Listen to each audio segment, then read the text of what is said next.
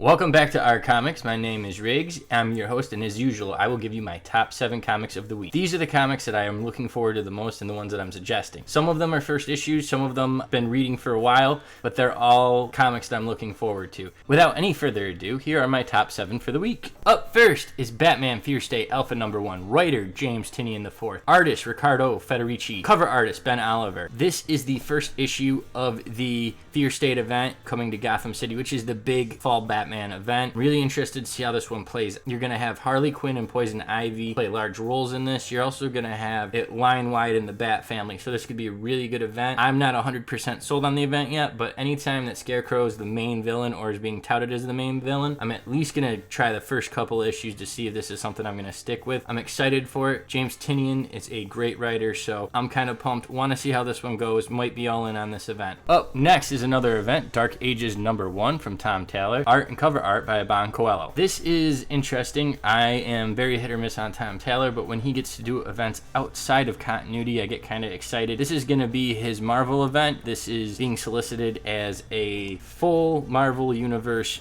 event. You're talking X-Men, Avengers, Spider-Man, Spider-Verse, Fantastic Four all coming together to deal with the universe's oldest threat. They're soliciting as this is what the Watcher was waiting for, and they're saying that the world outside your window is about to end, so it's the doom and gloom. It is what's going to happen when the world loses all its power. Kind of what it's been teasing, but I'm not sure that's exactly what it is. However, I really liked Deceased from Tom Taylor, and if this is in the same vein, I'm really excited for Dark Ages. Definitely picking up the first issue. Gonna see how this event goes, but Tom Taylor, when he's out of continuity and he can kind of just roll with it, he does really good with these events, so I'm really looking forward to Dark Ages number 1. Up next is Demon Days Cursed Web number 1, written by Peach Momoko, art and cover art by Peach Momoko. This is her second self-written and self-illustrated book coming out through Marvel. She is doing it under the Demon Days titles. The first issue was very good. If this is anything like the first issue, I'm very excited to see what it is. This time, it looks like we're going to be dealing with, we're going to have some Spider-Woman, we're going to have some Mystique, maybe some Sabretooth, definitely some Wolverine it looks like, and I'm not sure which version of Wolverine we're going to get, whether it's Laura Kinney or Logan, but I'm very excited to see how it goes. I really liked Peach Momoko's first issue of Demon Days. Can't wait to pick this one up and see how this goes. Beautifully illustrated and well written.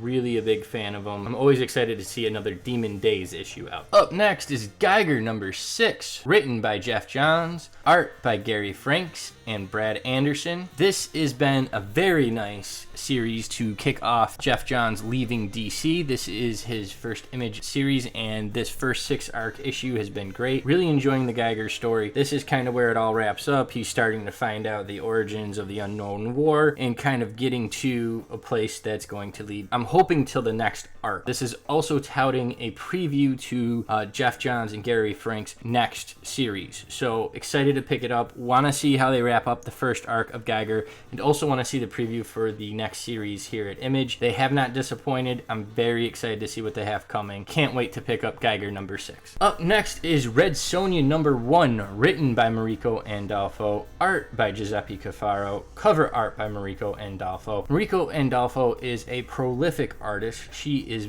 well known for her art style, and she is going to be taking over the writing duties of Red Sonja this main series, so I'm very excited to see where she takes it and how she handles it. Hopefully she does some of the interiors, but this first issue looks like we're going to have Giuseppe Cafaro on it. Very excited to see where this series goes. I'm always interested in new takes on Red Sonja, and there's always multiple Red Sonja books out there, but this is Mariko Andolfo, so I'm very interested to see what her writing style can add to Red Sonja. Very excited to pick up Red Sonja number 1. Up next is Second Coming, Only Begotten Son number 4, written by Mark Russell, art by Leonard Kirk, cover art by Richard Pace. This is a very interesting series. This is season 2 as Ahoy counts it. This is an interesting series. This series got moved from DC to Ahoy, a hometown publisher, so I always like to support Ahoy, but this is the Superman meets Jesus comic book. It's very much a take of what Jesus would be looking at today, and maybe how Jesus would be received, and how the Superman archetype would interact with Jesus. It's a very interesting book. It is very satirical. There is a lot of laughs there.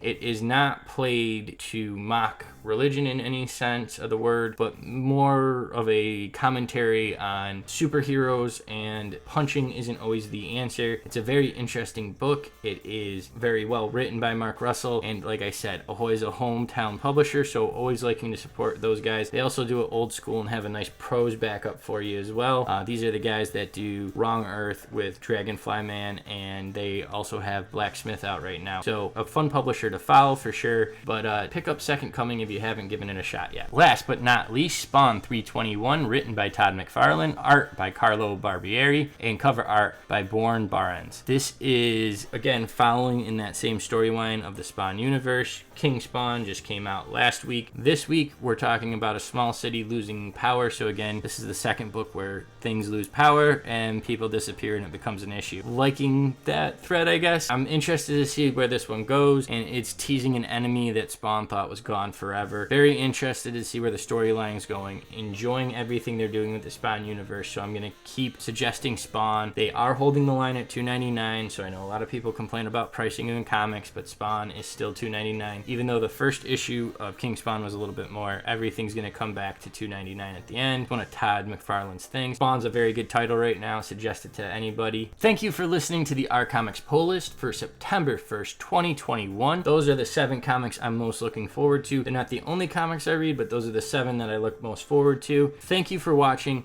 Like, share, and subscribe, and I will see you next week for the pull list.